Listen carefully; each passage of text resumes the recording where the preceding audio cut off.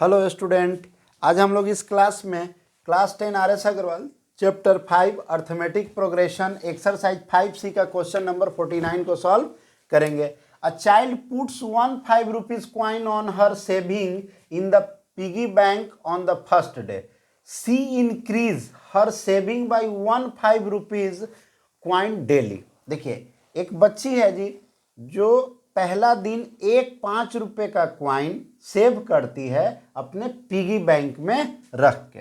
चलिए, if she increase her saving by 1 5 rupee coin daily. अब देखिए, पहला दिन अगर वो एक कॉइन डाली तो दूसरा दिन भी एक और बढ़ा देगी तो 2 coin.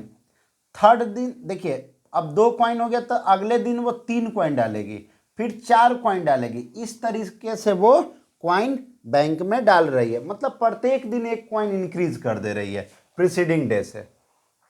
If the piggy bank can hold 119 coin, एक दिन जब वो अपने बैंक को देखती है तो उसमें 190 कॉइन, मान लेते हैं कि वो बैंक को देखी तो उसमें कितना कॉइन है जी, 190 कॉइन।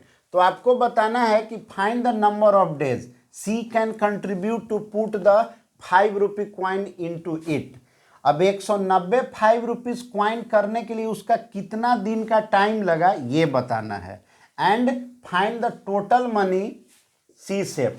टोटल मनी तो सिंपल है जी, टोटल मनी निकालने के लिए तो वो कितना क्वाइन को सेव की तो 190, एक क्वाइन 5 रुपये का है तो 950। ये तो सेकेंड वाला आंसर तो वेरी सिंपल है कि टोटल सेविंग कितना हुआ तो 950 हो गया।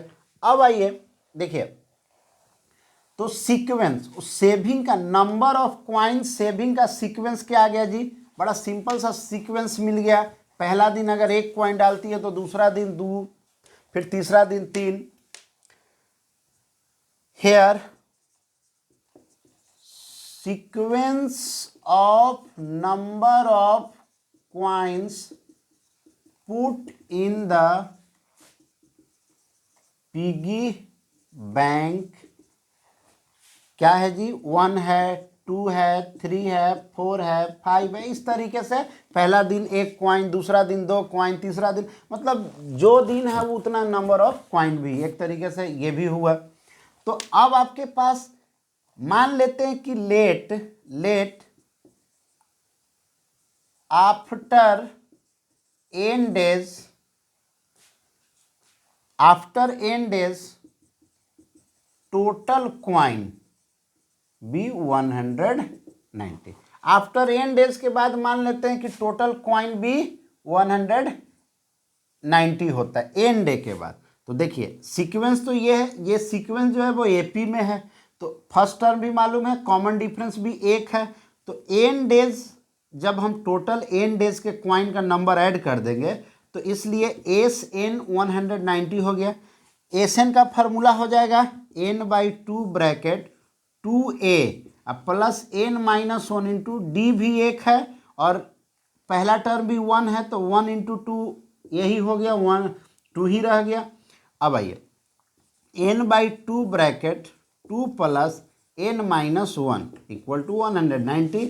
यहाँ क्या हो जाएगा जी, n/2 bracket 1 plus n equal to 190।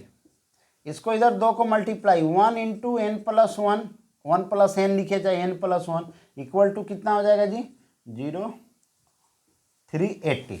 देखिए, n इंटू n प्लस 1 इसको लिख सकते हैं 19 इंटू 20। ये देखिए, n जो है 19 है तो n प्लस 1 20, यानी फैक्टराइज भी इसको किए हैं इसी के फॉर्म में, इसलिए आप n बराबर 19 लिख सकते हैं, या n प्लस 1 बराबर 20, दूसरा वाले को दूसरे के पास, यहाँ भी n बराबर 19 ही आएगा। तो देखिए n 19 यानी इसको 190 क्वाइन करने में कितना समय लगा होगा जी, तो 19 डेज। कितना, 19 डेज। आपका आंसर आ गया कि टोटल क्वाइन को जमा करने में कितना दिन का समय लगा है, तो 19 डेज। अब आइए टोटल सेविंग कितना है जी, टोटल सेविंग भी निकालना है। तो 190 क्वाइन सेव की है और एक क्वाइन 5 रुपये वाला है तो 5 से मल्टीप्लाई यानी 950। ये क्वेश्चन नंबर 49 कंप्लीट हुआ।